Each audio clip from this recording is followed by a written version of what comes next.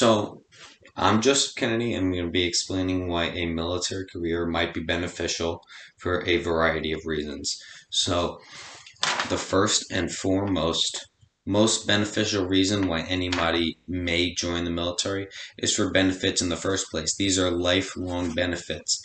You could join the military for 3, 4, 8, 10, 15, 20, 40 years. It doesn't matter. You're going to get benefits for the entirety of your life. Now, these are going to include a pension. These are going to include dental, visual, and just all around every health need that you're gonna come across. These are gonna come through your primary care provider and the VA in general. So what you can join depends on what you're interested in. So if you're in college, which many of you are, there's a program called ROTC. So ROTC is an acronym which stands for Reserve Officer Trainings Corps. So what they do basically is you join, and what happens is, so when you graduate, you become an officer. So there's two paths in the military. You can be enlisted or you can be an officer. Enlisted is, your basic military experience. You receive orders, you do your job, and so forth. When you're an officer, you're a leader. You tell people what to do. You are an officer. You tell people what to do. You have extra responsibilities and so forth.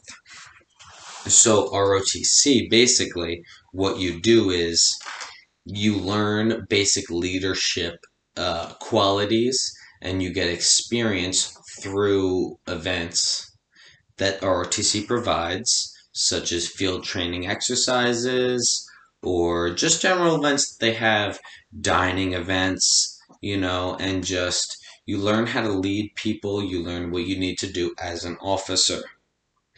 You can enlist, which I said before, you will enlist and you will follow orders and you will do your job. Doesn't matter if you enlisted or an officer, you will still get the benefits. And officer, so you can enlist and get a contract. This is not through the school whatsoever. You will enlist and you will go to an extra school called OCS, which is an acronym for Officer Candidate Selection.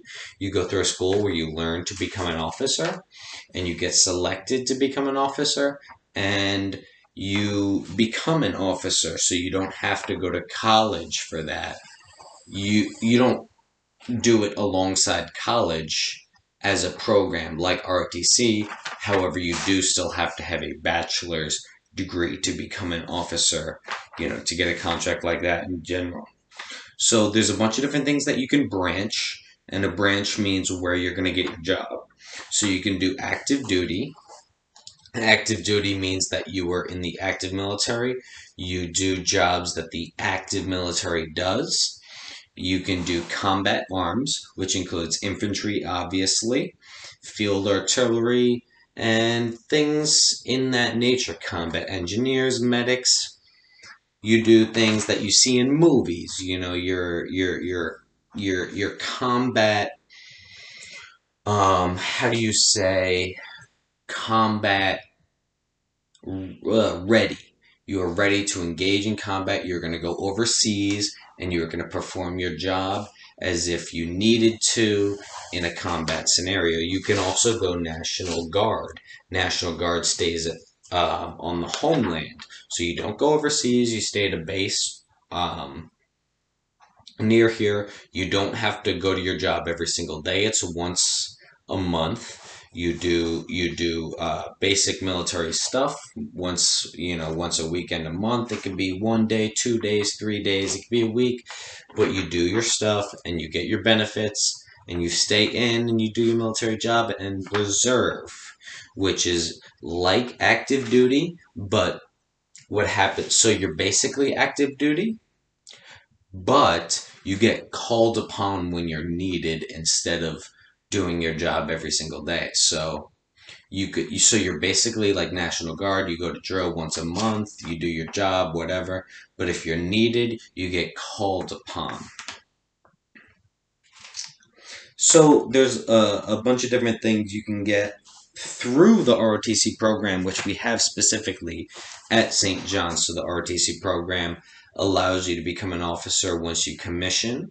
So you have to go to a board, and you basically, let them know that you're serious about your career in the military, and that you're serious about the program, and then you get commissioned. Once that happens, you have the opportunity to compete for a program based on your physical test scores. So how well do you do during workouts? How fast do you run? How many push-ups can you do? Everything of the sort. Not only that, but if you enlist, if you're an ROTC or if you're an officer, once you graduate, you can get loan forgiveness for going to college. So that's a very big benefit, and and that's a very big reason as to why a lot of people, join the military in the beginning, is because you have the opportunity to be to go to college, and you have all these loans, and it's a ton of money that you have to pay off, but the military gives you loan forgiveness. So they forgive the loans, they remove all the money that you have to pay, maybe not in the entirety, but a lot of it. And that's a big reason why I feel like a lot of people should join. So in conclusion, a military career has a lot of different options. You can go active duty, reserve, National Guard. You can go overseas. You can stay here. You can, do every day. You could do once a month. You get loan forgiveness. You get benefits. It doesn't matter. There's so many reasons why, you get to serve your country, and you get to learn discipline, and you get to be a better human being if that's something that you desire, plus all of the benefits. So I hope you consider a military career, because not only are you going to be able to have all these benefits, but you're going to be able to have the experience of saying that you serve your country and that you deserve what you worked for. Thank you. I'm Joseph Kennedy, and this is why you should join the military.